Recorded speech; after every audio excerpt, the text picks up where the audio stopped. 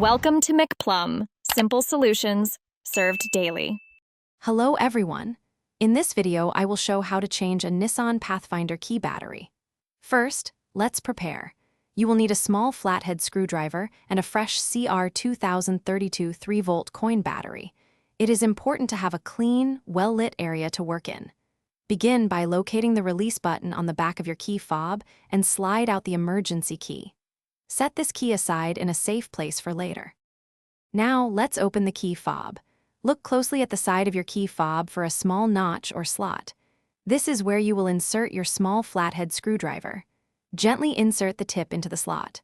With a slight, careful twisting motion, you will hear a small click as the two halves begin to separate. Continue to gently pry along the seam until the casing comes apart, being careful not to force it.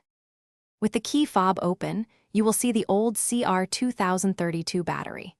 Take a moment to observe its orientation.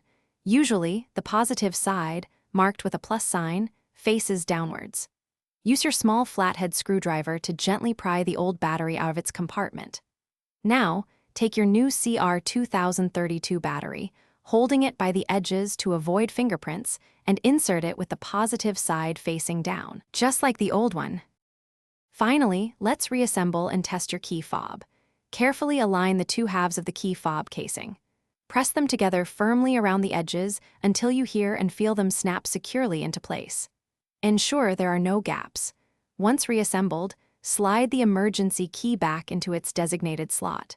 Now, test all the buttons on your key fob to confirm that it is working correctly and your Nissan Pathfinder responds.